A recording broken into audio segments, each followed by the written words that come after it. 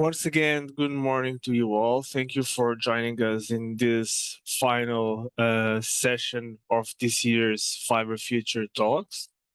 This webinar is being hosted as a partnership between our two sister projects, FibSun and Bio-LUSH. We've been having wonderful time here this year since April. We have been discussing a lot of different topics regarding the fibers and new fiber applications. And this day we are here to talk a little bit about the industrial innovations within the bio-based sector using fibers. Um, without further ado, because you are here not to hear me but our great invited speakers, I would like to present to you Emanuele Simoni. He's a materials technologist at the EMA Group, where he's focusing on developing sustainable and innovative packaging solutions. He holds a Ph.D. in materials engineering from the University of Bologna, with a research centered on bioplastics and eco-sustainable packaging technologies. Within Bio-LUSH, EMA is leading right now the scale-up and demonstration bio-based fibers. And today, this morning, is going to be presenting us a little bit more about fiber-based packaging. What are the challenges and opportunities that have been recognized by EMA Group? So please, Emanuele, the floor is yours. Feel free to share your presentation. Good morning, everybody. I'm sharing my screen. I'm asking to let me share. Okay, perfect. So is it okay? Can you see? Right? Perfect. Yes, great. Thank you for the kind introduction. And again, good morning, everybody.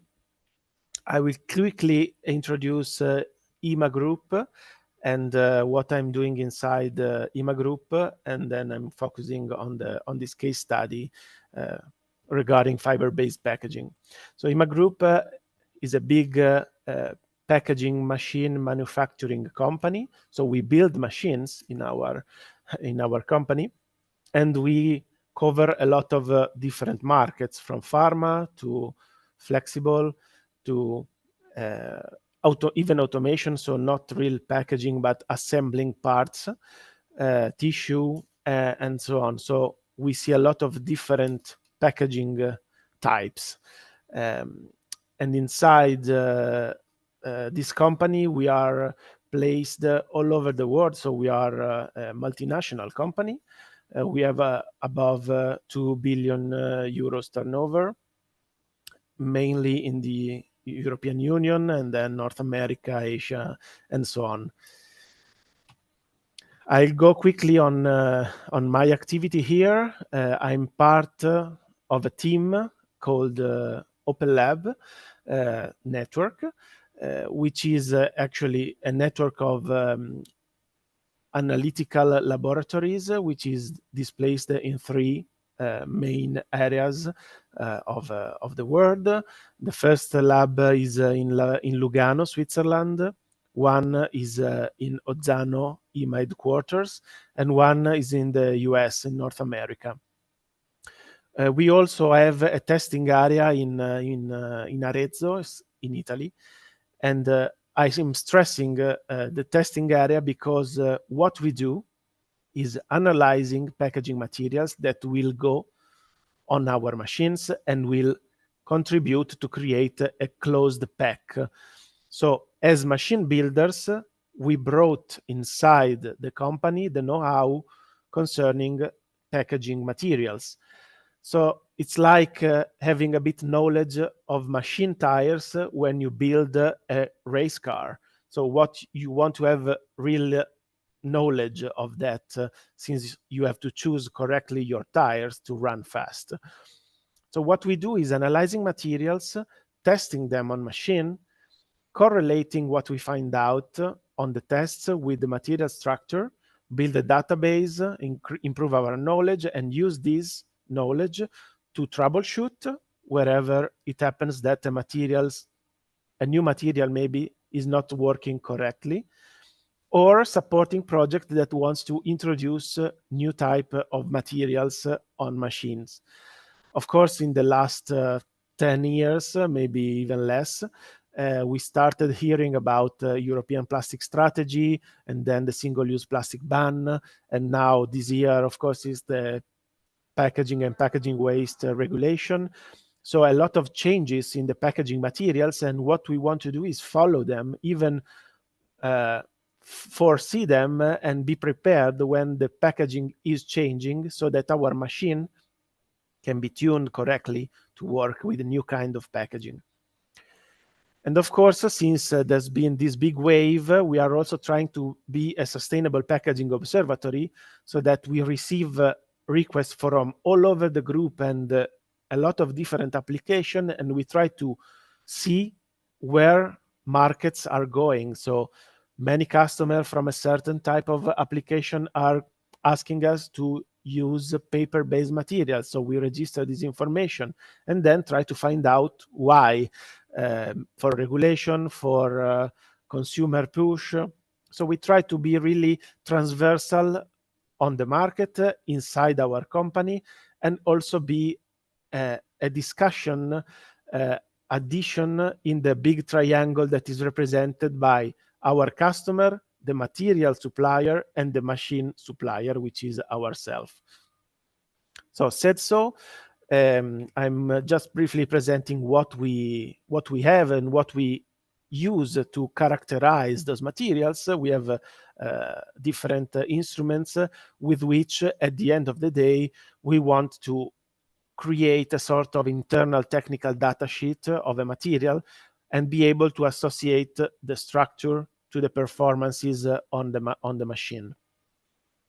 And if you will have further questions about that, I will be glad to answer, but I'm not diving in each of these instruments, just to be just to not bore you.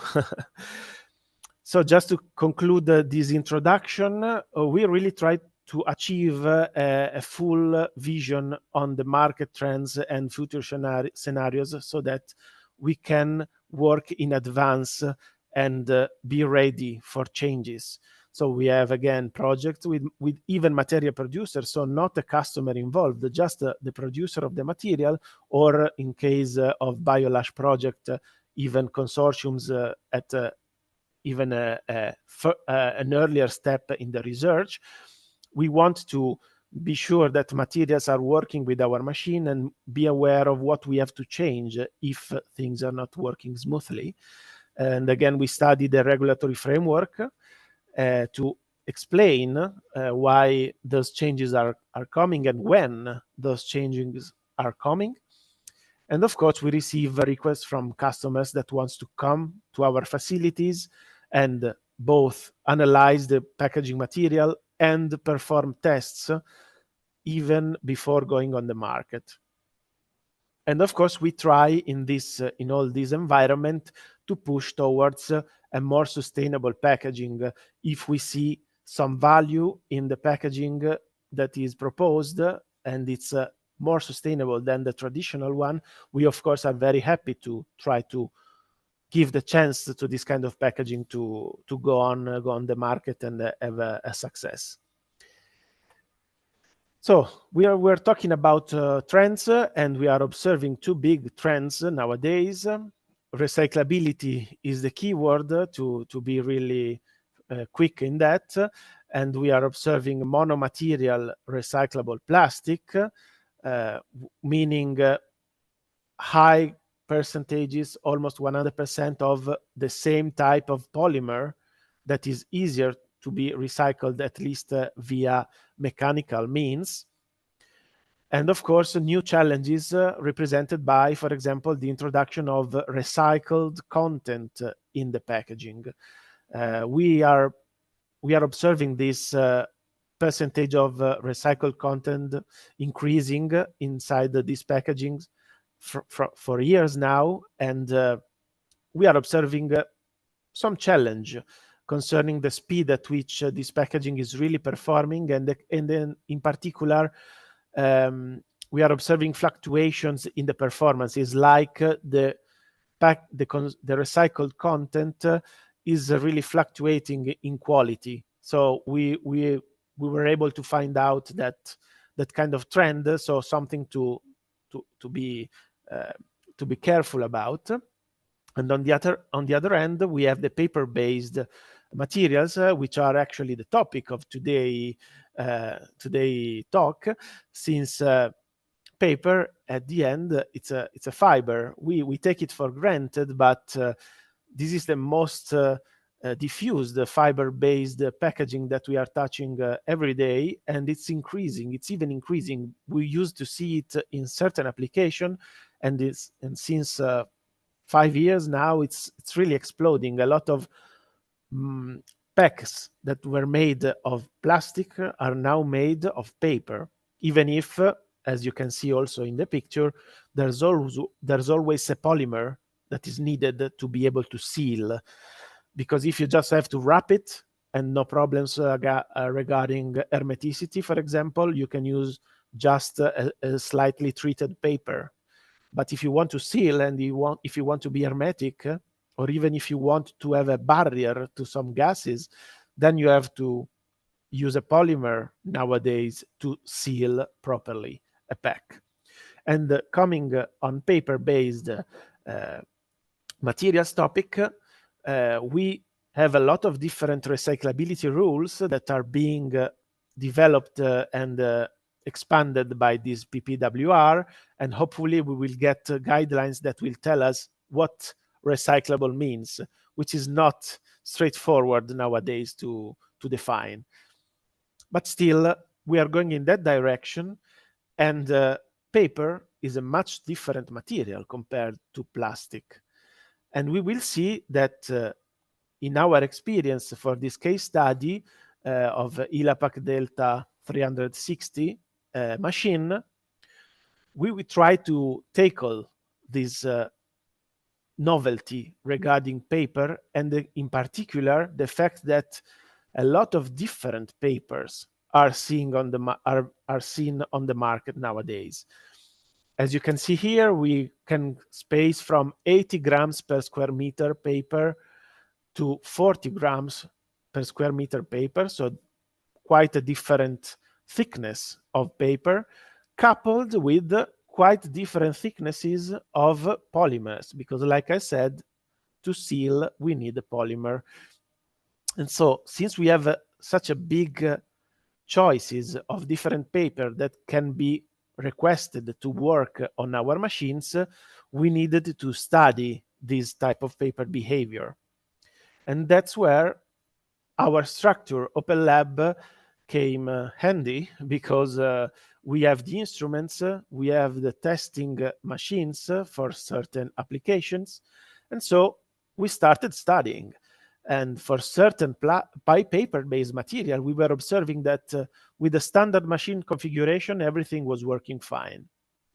On the other hand, other materials were behaving a bit problematically, let's say. So we had some cracks, tearings, and so on. As you can see here, in certain parts, we had the complete cut of the packaging material, or partial cracks, while making the wrapping around the object that we want to pack. And so we started studying the coefficient of friction, the mechanical properties, how the contact surface between the packaging and the machine was going, and then the geometry of the forming box, because you have to imagine that you have to make a tube around anything that you want to pack, and even the feeding inclination of the reel of paper was changing the performances. And again, even the pulling of the paper, because you have to consider that when you put a reel of packaging material on an automatic packaging machine, all of these movements are regulated by different tools, and classically they are more or less fixed in terms of strength at which you pull, the angle at which you are feeding your material, and so on. So we started studying all these aspects. And what we found out, which we don't believe it's a random coincidence, is that above a certain cross-direction tensile strength, papers were performing good without touching the machine. In this case, the threshold was 50 Newton per 15 millimeter thickness sample, not thickness, sorry, large sample, width sample. Below this value, meaning that the sample is a bit weaker, let's say, when you try to pull it, we started having problems like the breakage and so on that I was showing you before. And so just by analyzing the material in the lab, even before testing it on the machine, we started being able to foresee somehow the special needs that the material would need from the machine. And from this experience, we arrived basically patenting 3 different systems, a variable feeding geometry, a pulling distance variable as well, and the forming box angles were patented, where basically all of these 3 were made to be more flexible. So you could really tune the angle at which you want to feed your material inside the machine, the distance you leave between the puller and the material itself, and also we try to make more gentle angles so that the breakage were less frequent or disappeared, since the angle at which the bending was coming for the wrapping was more gradual. And so we put together, and we found it as a winning recipe, the testing method, analytical method, science-oriented, to the knowledge, the strong knowledge on the machines and the expertise, and of course the cooperation, both internally from the lab to our mechanical office, and also on the supply chain, because of course we were able to test so many materials, both from requests from the customer, but also from project from the material suppliers. So all these scenarios are really more effectively tackled by starting reasoning as a supply chain and not single companies. And that's what Open Lab, which is open to discussion along the whole supply chain, wants to achieve. I'm just concluding by quoting some other fiber-based packaging present among our numerous applications.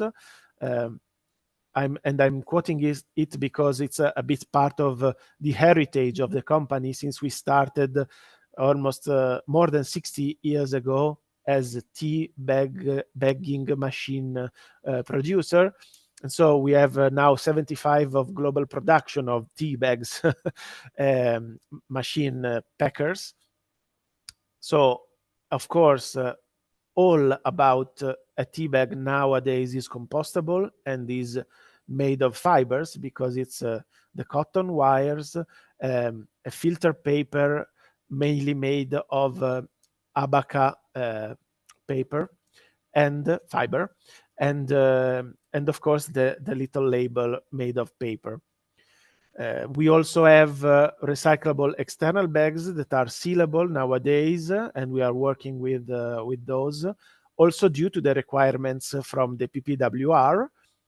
And we also have compostable or paper-based coffee capsules. So we are moving from plastic or even bioplastic to a more fiber-based approach, mainly due to the fact that worldwide speaking, paper recycling is more diffused compared to plastic recycling or other type of, let's say, organic recycling, like it could be the compostability, for example.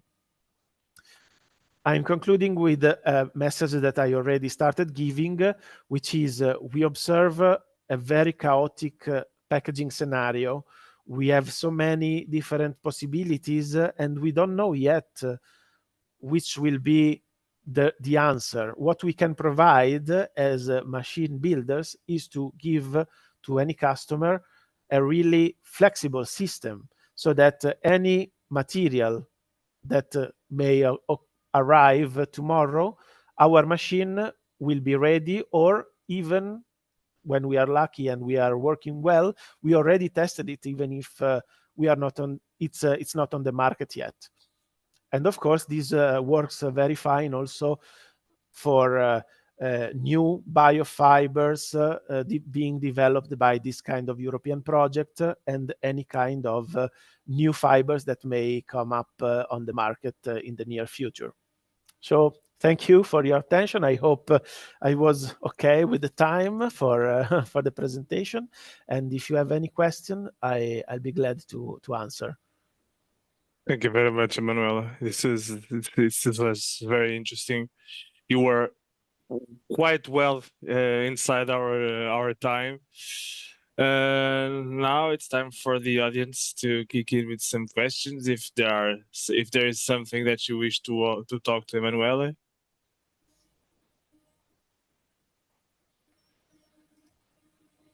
I think we have a very shy audience today. You can also write in the comments if you're Yes, shy. don't worry. Or you can reach out after after this webinar, no problem. Yeah, there's always that that possibility as well. Okay, so let me share again. The recording will be on Bio-LUSH's YouTube channel. So the recordings of this session on all the previous ones are already available to the previous ones, and this one will be put there as well. Okay, so moving on so that we don't fall behind schedule. Moving on, we have here our next speaker for today. Maximilien. Maximilien is a materials engineer and a master in composite agromaterials engineering. He had his PhD was part of a French project led by SOPREMA and Pavatex, and his subject was to recycle waste from furniture with thermal pre-treatments to recover the fibers and make new insulation panels from those recycled wood fibers. Right now, he's working at SOPREMA for about 3 years now. He's working in many industrial-related subjects and on rigid and semi-rigid wood fiber panels, among which are the optimization and the product development, as well as upstream research through European projects such as FIBSUN, where they are participating in multiple PVTs and giving their valuable knowledge and to the development of our new fiber bio-based products. So, without further ado, Maximilien, welcome. Thank you so much for being here and accepting our invitation. Please feel free to share your screen and go ahead. Thank you very much, Pedro. I'll share my screen.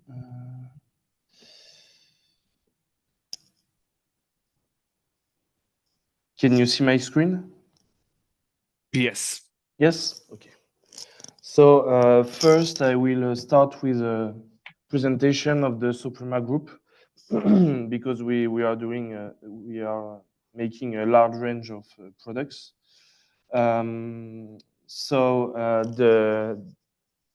Here is a quick overview of the mission of SOPREMA group.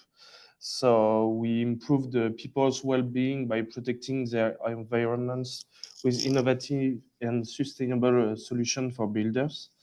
And the vision is that the company is a century-old company, and it recognizes the influence it has on the profession. And the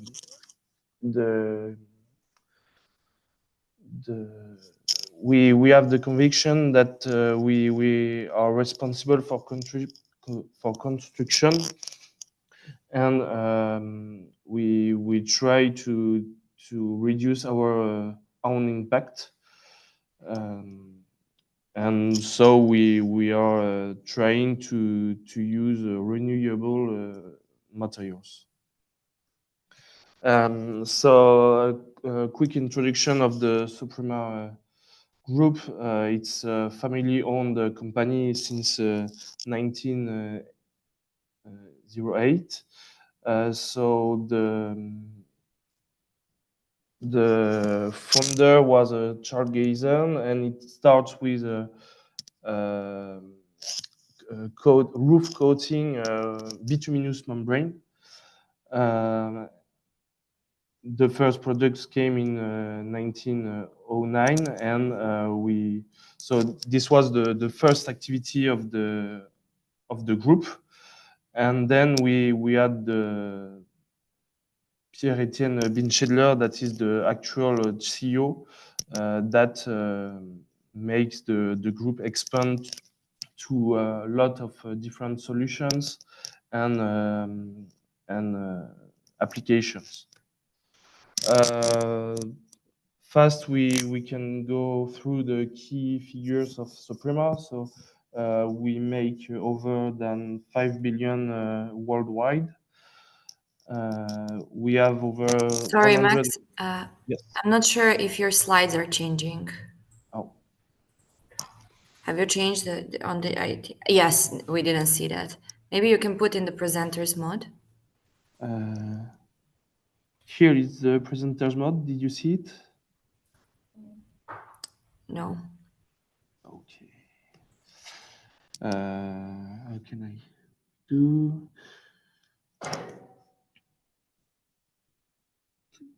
Maybe I'll try to stop it and to just full screen. If I share my full screen and go back. Yes, now it's great. Thank you. It's great? Okay, sorry. So we have over than 130 subsidiaries with and over than 130 production sites with a large scale of application. So waterproofing, insulation, smoke extraction unit, geotextile, recycling, and so on. We are also a really innovative group that we maintain 280 patents, and we have globally 24 R&D centers all over the world. So I will just present rapidly our solutions. So we have all the waterproofing solutions, which is bituminous and waterproofing membranes. We have also the lanterns with the smoke extraction and the fire safety. We also functionalize roofings with vegetable waterproofing, cool roof, and photovoltaic, also water management. And we have the last application, which is insulation. So we are making, and I am working on thermal insulation with wood-based panels insulation. So the sustainability approach is historic in the group, and it's in the DNA of the group. In 1989, we start the functionalization of roof with the roof greening for flat roof. We start also in 2009 to the production of cellulose wadding with the recyclability of paper. And in 2016, the SOPREMA group buy a factory which is called Pavatex, which is now a subsidiary of SOPREMA, which made wood fiber insulation panels. And we have other applications that show that we are working with a sustainable approach. And we also have a big interest in CO2 footprint, carbon footprint, and we are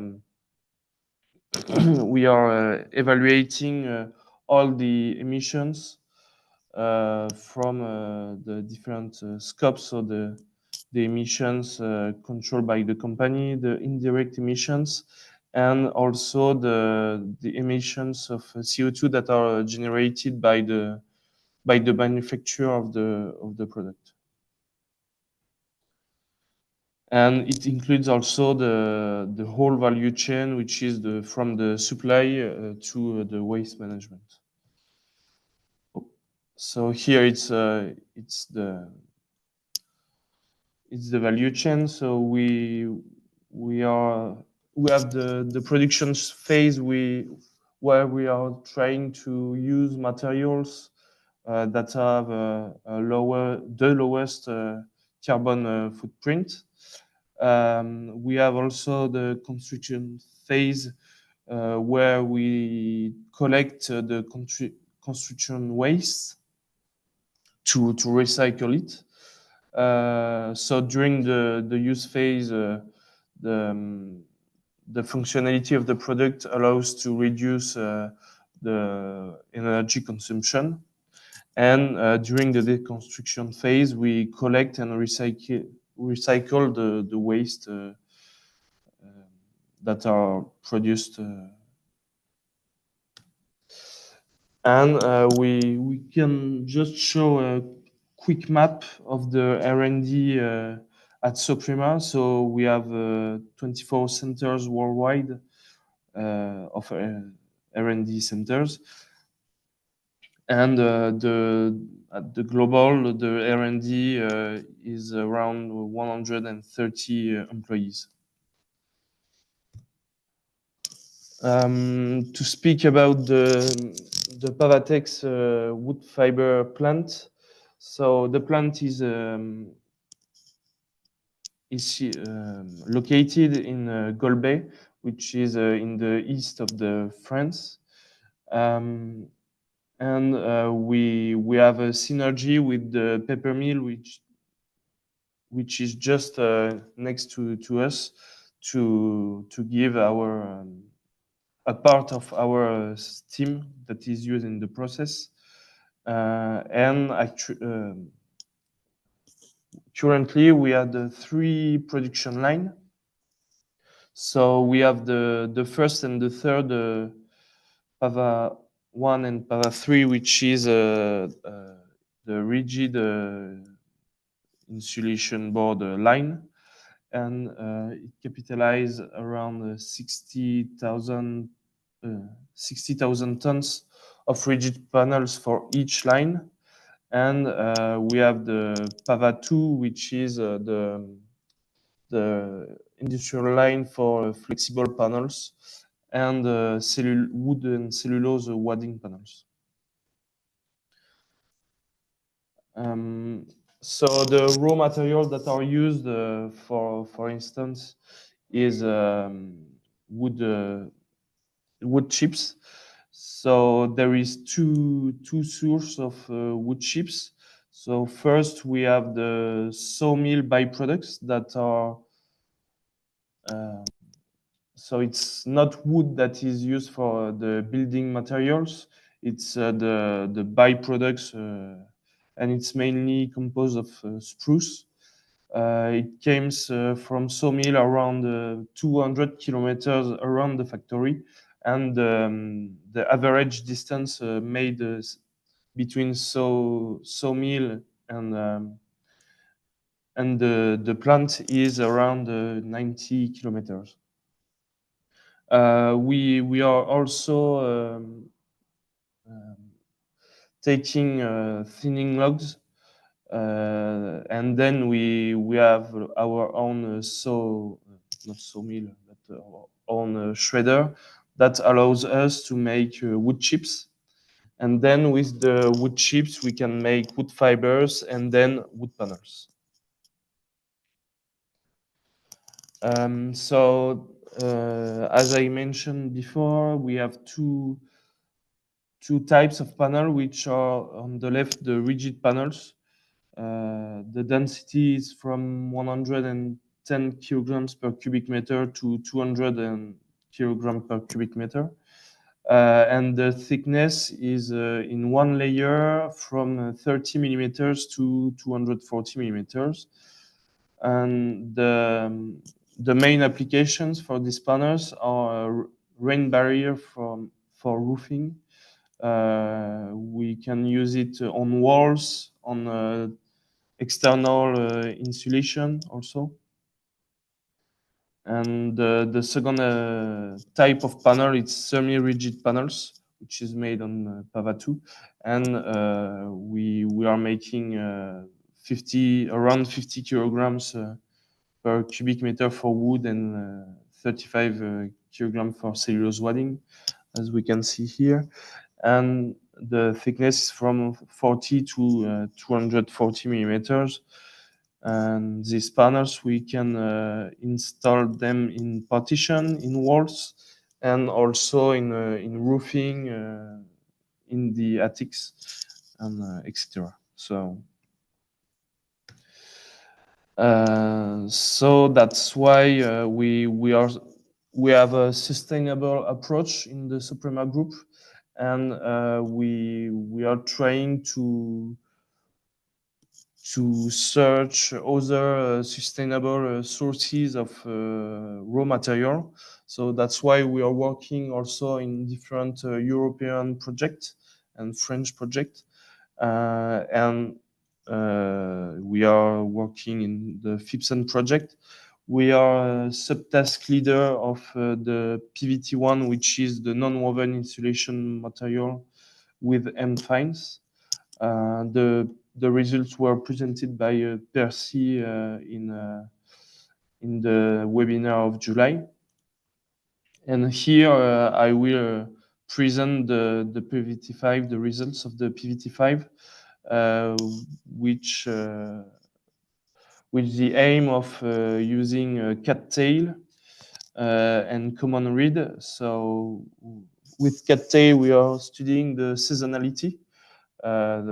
The performances will change with the chemical composition. For the common reed, we are trying two different processes, which is on one side the classical process used for wood fiber, which is the TMP process, and on the other side the hot water extraction process. So these processes are performed by our other partners of the process, and I will not talk about it. I will just talk about the panel prototyping, which is made at SOPREMA. So at SOPREMA, we have a pilot line which allows to make prototypes. And prototypes are representative from the industrial line, so both rigid and flexible semi-rigid panels. To present the pilot line, so first we have a mixer that allows to make treatment like additives, fire retardants, and others on the fibers. It allows also to mix the fibers. Then we have the feeding and blowing station that we put the material inside and it blows directly into the mold. So after that, we have a pre-pressing step that is representative of the industrial line. And then we have the press that allows to cook the panels. And then we obtain the rigid and semi-rigid panels. So for the PVT5, so as I said, we study the seasonality. So all the Cattail, which is also named Typha, on flexible boards. The read is ongoing.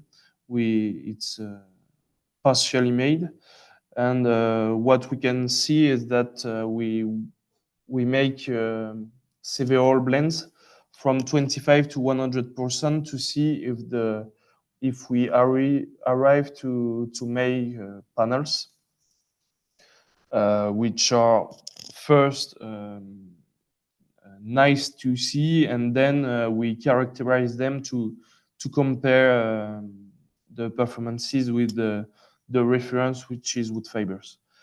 We have only two types of material that is not that we can't reach the target density, which is the autumn and the winter Typha. These two materials, after the protein extraction made by BAFA, these two materials are really dusty and it's not very fluffy if we compare with wood fibers. Otherwise, we can see here two flexible panels that were made out of reed and out of spring cattail, which are the most promising materials. So here you can see one characterization which is the tensile resistance to faces. So what we can see is, so on the left we have the cattail and on the right we have the reed, and the results are not completed. But what we can see is that all cattail samples perform tensile resistance over 1 kPa, which is the minimum on the technical data sheet of the flexible insulation board. And we can see that the spring and summer cattail gives a better performance. And for the reed, we have an equivalent results in terms of mechanical performances than the reference. On our product, we have also the Hero Class E, which qualifies the fire reaction, and to be confident with the fire reaction, we had to be below 150 millimeters. And here what we can see is that the panels complies with Euroclass E, excepting for 50% winter cattail. And the summer cattail seems to be less sensitive to fire. For the reed, we can see that the reed is more sensitive than wood fibers and than cattail. If we compare also the dust content, which is an internal test, but it can be important for the people that are using the product. We can see that it seems to be a larger amount of dust inside the summer cattail, even if the product seems to have a better aspect. And for the reed, it's above also the reference.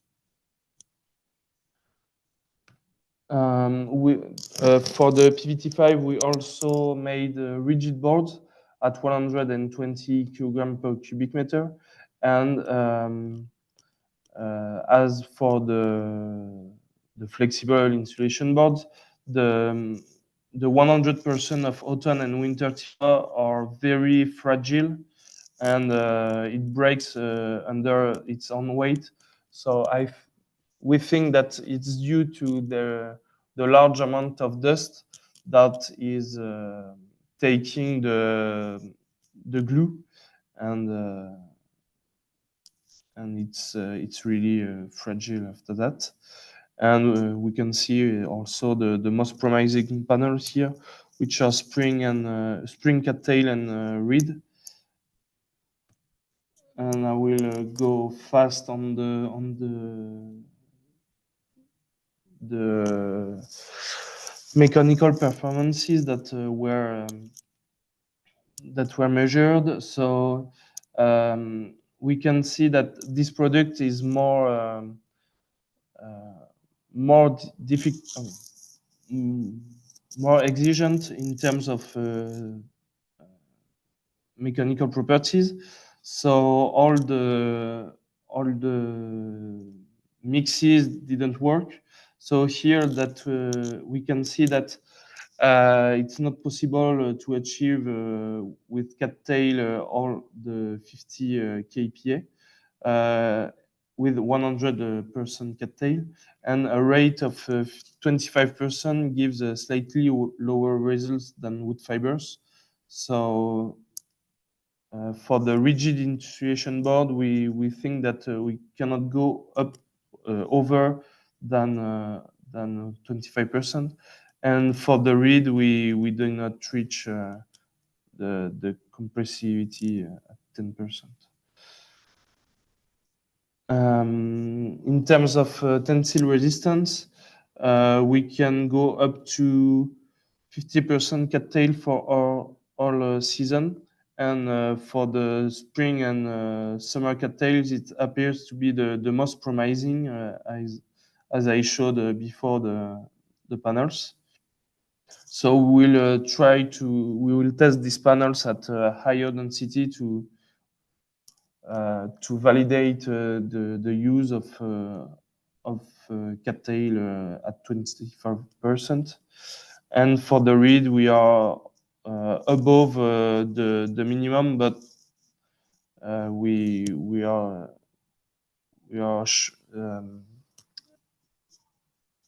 have a decrease compared to the reference.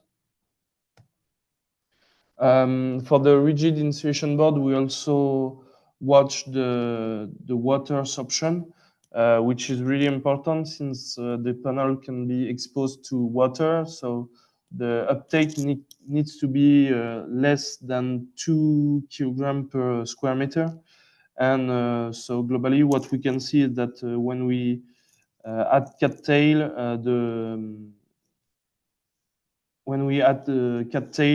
we increase the water absorption of the panels, and for reed we have the same result. And to finish with the characterization, we have the fire reaction, which is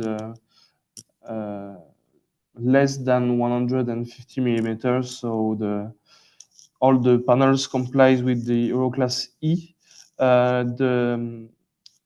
This type of panel didn't need a fire retardant since the density helps to decrease the fire reaction. And as for flexible panels, summer cattail seems to be less sensitive to fire. So here we have still the thermal conductivity measurement to be done. It's made with a hot plate flux meter. So each sample takes around 12 hours to be measured, and there is a repetition. So it it will be concluded in the project after. But overall, what we can see is that Cattail and Reed provides a possibility for a tailored application to achieve sustainability and effective use of natural resources and circularity. About Cattail, we can show that rigid and flexible panels leads to a good panel appearance, but when we compare with the wood fiber based product, the reference, we can use just up to 25% of Cattail and for rigid boards, and up to 100% of spring and summer Cattail on flexible boards, and up to 50% of Cattail for flexible boards. And for the reed, we can go up to 100% with a good panel appearance for rigid and flexible boards, but the performances are not complying with the basic products. But we can imagine the creation of a new product with only with certain level of performances and that are not with the same performances than wood fibers. So the work continues with the reed and also the other application. So thank you for your attention. Thank and you I so hope much, that Maximilien. just not Not at all, so not at long. all. You stayed right on the spot inside our timings, and we still have 5 minutes for questions from the audience. Or, as you know, if you want to reach out to Maximilien later, you can just send him an email or reach out to him on LinkedIn, and I believe he'll be glad to answer your doubts that you might have had.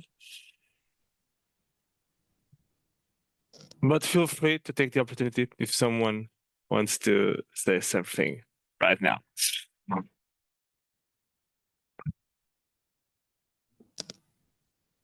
Okay. I believe everyone is very shy today.